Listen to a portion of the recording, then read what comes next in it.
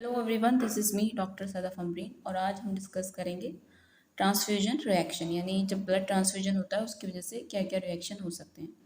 तो इससे पहले मैंने ब्लड ग्रुप के ऊपर एक डिटेल वीडियो आपके साथ शेयर कर चुकी हूँ। अगर आपने मेरा वो वीडियो नहीं देखा है तो मैं लिंक डिस्क्रिप्शन में डाल दूँगी, आप वहाँ से जाके देख सकते हैं।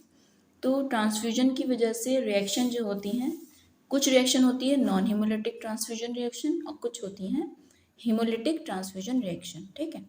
और कुछ होती हैं बैक्टीरियल कंटामिनेशन की वजह से। तो जो नॉन हीमोलिटिक ट्रांसफ्यूजन रिएक्शन होती हैं ये भी दो तरीके की होती हैं। यानी एक तो जो febrile non haemolytic transfusion reaction होती हैं और एक होती हैं एलर्जिक रिएक्शन। ये नॉन हीमोलिटिक ट्रांसफ्यूजन रिएक्शन जो होती हैं ये 3% लोगों के अंदर देखने को मिलती है, ठीक है। 3% of all transfusion result in febrile non haemolytic transfusion reaction और एलर्जिक रिएक्शन। यानी 3% लोग ऐसे होते हैं जिनके अंदर फिब्राइल या फिर एलर्जिक रिएक्शन देखने को मिलती है। सबसे पहले देखते हैं febrile non haemolytic transfusion reaction. Febrile means temperature से रिलेटेड बात हो रही है। तो ये जब बोला जाता है febrile non haemolytic transfusion reaction, जब टेम्परेचर जो होता है हमारा 1 डिग्री जो है बढ़ जाता है ट्रांसफ्यूजन के बाद, यानी लगभग 2 घंटे बाद आफ्टर ट्रांसफ्यूजन। साथ ही साथ टेम्परेचर बढ़ेगा और क्या होगा, साथ ही साथ इसमें चिल्स देखने को मिलता है। क्लिनिकली जो देखने को मिलेगा हमें, नोजिया होगा, माइलेज होगा, हेडेक होगा और वॉमिटिंग। कब देखने को मिलता है, किस केस में हमें देखने को मिलता है, ये देखने को मिलता है हमें जब रेड ब्लड सेल ट्रांसफ्यूजन किया जाता है या फिर प्लेटलेट ट्रांसफ्यूजन किया जाता है। ज़्यादातर जो होता है febrile non haemolytic transfusion reaction जो है मोर फ्रिक्वेंटली उन वुमेन्स के अंदर होता है जिनके अंदर मल्टीपल प्रेगनेंसी होती है या फिर बार बार रिपीटेड ट्रांसफ्यूजन होता है, ठीक है।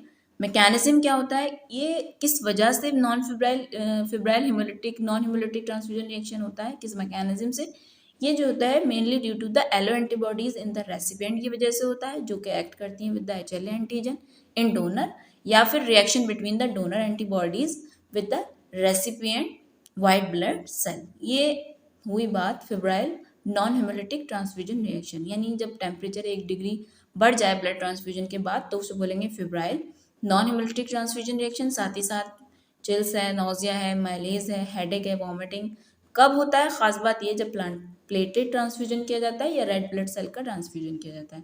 किन लोगों में होता है, मल्टीपल प्रेगनेंसी जिनकी होती है या फिर जिनके अंदर रिपीटेडली ट्रांसफ्यूजन किया जाता है।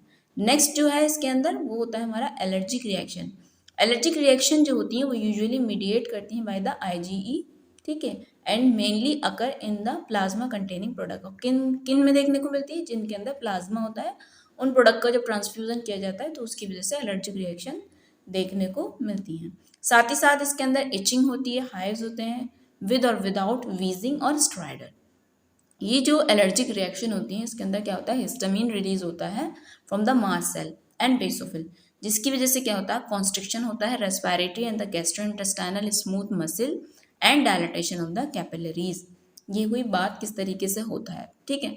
नेक्स्ट जो होता है प्लेटलेट जो होता है concentrate and having the greater proportion of the histamine. ये नहीं कह रहे हैं क्योंकि जो प्लेटलेट कंसेंट्रेट होते हैं उनके अंदर जो होता है हिस्टामिन का प्रोपोर्शन ज़्यादा होता है और सेरोटोनिन होता है और प्लेटलेट एक्टिवेटिंग फैक्टर होते हैं। इस वजह से रैपिडली इन्फ्यूज़ किया जाएगा जब प्लेटलेट को, तो उसकी वजह से सीवियर एलर्जिक रिएक्शन देखने को मिलते हैं। कुछ रिएक्शंस ऐसे होते हैं जो bacterial contamination of the blood की वजह से होते हैं।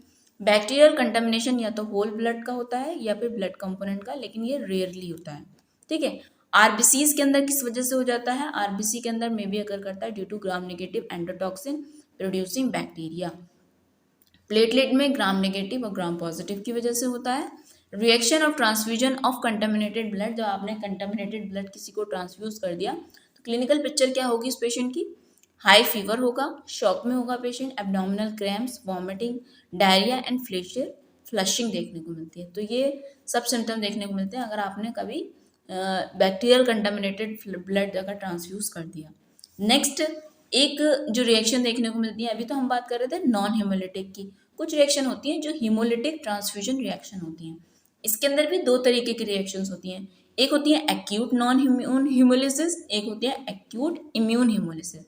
यानी एक हुई एक्यूट नॉन इम्यून और एक हुई हमारी एक्यूट इम्यून हीमोलिसिस। तो एक्यूट नॉन इम्यून मतलब इम्यून से कोई रिलेशन नहीं होता और एक्यूट यानी एकदम से होती हैं। ठीक है। ये जो होती है नॉन इम्यूनोलॉजिक कॉजेज होते हैं जो कॉज करते हैं damage to the donor RBC before infusion. किस वजह से होता है? जब आपने ब्लड को ओवरहीट कर दिया, ठीक है, या फिर आपने ब्लड का जो था यूनिट था उसको ज़्यादा फ्रीज कर दिया, फ्रोजन हो गया, या फिर आरबीसीज जो होती हैं वो डायल्यूटेड हैं विद द हाइपोटोनिक सोल्यूशन, या फिर पैक्ड आरबीसीज जो होते हैं ट्रांसफ्यूज किए गए through the small bore needle से, तो तब भी क्या होगा? एक्यूट नॉन इम्यून हिमोलिसिस हो जाएगी, या फिर बैक्टीरियल कंटामिनेशन हो गया ब्लड का। तो ये सारे जो कॉज हैं ये क्या है? इनका कोई इम्यून से ताल्लुक नहीं है, तो इस वजह से इनको बोलते हैं एक्यूट नॉन इम्यून हिमोलिसिस। ठीक है। नेक्स्ट जो होते हैं कुछ रिएक्शन होती हैं जो एक्यूट इम्यून हिमोलिसिस की वजह से होती हैं। ये हिमोलिटिक रिएक्शन होती हैं जो अकर करती हैं किस वजह से? एंटीजन एंटीबॉडी रिएक्शन की वजह से। ये भी दो तरीके की हो सकती हैं, या तो ये इंट्रावेस्कुलर होंगी या होंगी एक्स्ट्रावेस्कुलर। तो पहले देखते हैं intravascular acute haemolytic transfusion reaction is severe. जो एक्यूट हिमोलिटिक ट्रांसफ्यूजन रिएक्शन होती हैं वो सीवियर होती हैं और लाइफ थ्रेटनिंग होती हैं। It is almost always occur due to the transfusion of ABO incompatible blood into the recipient. ये ज़्यादातर किस वजह से अकर करती हैं? जब ABO incompatible blood ट्रांसफ्यूज कर दिया जाता है तो उसके रिजल्ट में हमें देखने को मिलती है। साइन एंड सिम्टम क्या देखने को मिलते हैं? पेशेंट के अंदर फीवर होता है, चिल्स होता है, ब्लड प्रेशर डाउन होता है, नोजिया होता है, वॉमिटिंग होता है, शॉक होता है, चेस्ट पेन होता है, यूरिन आउटपुट कम होगा, ओलिगोरिया होगा, बैक पेन होगा और जनरलाइज ब्लीडिंग होने लगेगी। अगर एक्स्ट्रावेस्कुलर हिमोलिसिस हुई है तो ये जो होती है देखने को मिलती है आईजीजी एंटीबॉडीज में। किसमें? कौन से ब्लड ग्रुप के अंदर ज़्यादातर देखने को मिलती है? आरएच है, कैल है, किड है, डफी सिस्टम के अंदर। सेन सिम्टम इसके अंदर क्या होता है? पेशेंट के अंदर एनीमिया होता है, फीवर होता है, इनडायरेक्ट सीरम बिलिरुबिन बढ़ा हुआ आता है। It can occur with incompatible transfusion due to non ABO red blood cell system. ठीक है। तो ये हमने बताया कि दो तरीके की होती है, नॉन इम्यून होती है और एक होती है हमारी नॉन हिमोलिटिक ट्रांसफ्यूजन रिएक्शन होती है और एक होती है हमारी haemolytic transfusion reaction. Non immune में दो तरीके की होती हैं, एक फेब्राइल होती हैं और एक एलर्जिक होती हैं। ठीक है। उसके बाद बताया कुछ बैक्टीरियल कंटामिनेशन की वजह से भी ब्लड रिएक्शन हो सकती है। और कुछ जो हिमोलिटिक ट्रांसफ्यूजन रिएक्शन है वो दो तरीके की होती है, नॉन इम्यून एंड इम्यून। ठीक है। जो इम्यून होती हैं, इम्यून वाली भी दो तरीके की होती हैं, इंट्रावेस्कुलर एंड एक्स्ट्रावेस्कुलर, और इनके अलग अलग साइन सिम्टम मैंने आपको बताया। आई होप आपको ये वीडियो मेरा अच्छा लगा होगा, या अगर यूज़फुल लगा, अगर पसंद आया तो मेरे चैनल को लाइक करें, मेरे चैनल को सब्सक्राइब करें और मेरी वीडियो को लाइक करें। फिर मिलते हैं आपसे नेक्स्ट वीडियो के अंदर, तब तक के लिए thank you so much for watching my video. Thank you so much.